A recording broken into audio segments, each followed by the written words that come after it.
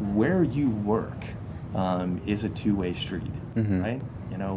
There is, we expect that we all come into the office every morning, and put in everything that we have, and we expect the organization to do the same.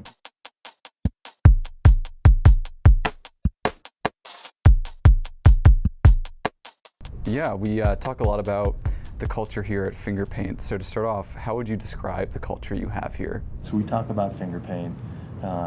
We talk about no offices. And you can see from the building, there's no offices, no titles, no egos, no kidding, right? It is a very much what you see is what you get type of place. And how do you organize everyone without a traditional hierarchy or title structure? In teams. Okay. Right? So everybody has a functional area.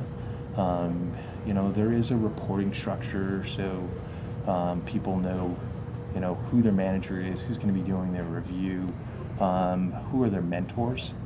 It's almost a standing joke in the advertising world that everybody's a vice president, senior vice president, executive vice president, and the reality is our clients don't know and truthfully don't care. They just want to know that they're working with great people who want to do good work for them. Right. So you take the ego out of it and the chasing of a title, and focus people on chasing great work, and it makes things so much easier.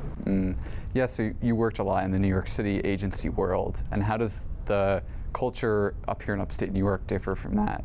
There's a reason why all of our offices, not just our Saratoga office, are kind of off the beaten path, because this isn't traditionally a mecca of advertising, right? It's not Madison Avenue.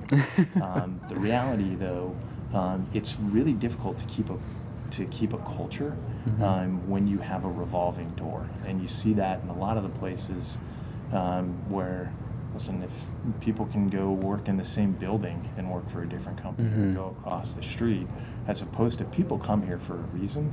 Right. They come here for a reason as it relates to their professional career, and they come here for a reason as it relates to their personal life too. Right. And they want to be able to strike that balance. Yeah, to circle back to culture a little bit, you talk about that being such an important part of what keeps people here. What sort of actions do you take on a daily basis to help maintain that culture? I think the culture is set in everything you do. It's the way you communicate. It's the way people feel as as members of the company. We feel strongly that everything from the littlest thing, which may seem little, but it's a big deal for people, of the, hey, it's your birthday, take that day off, it's your day. To bring pets into the office, paying for people's healthcare benefits is a huge thing, right? We last year made the announcement that we're going to cover 100% of people's healthcare benefits. And so a lot of these benefits and cultural things clearly have a high cost. How do you justify that within your business? I think the end justifies the means, right? They are. It's covering people's healthcare costs is not an insignificant amount, So the hard costs are easy to quantify. The softer costs, which frankly are more important from a cultural perspective and from a growing the agency perspective,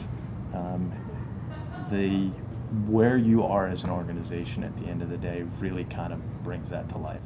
So we're growing very nicely as an organization, and we continue to. We grew more than 25% last year alone.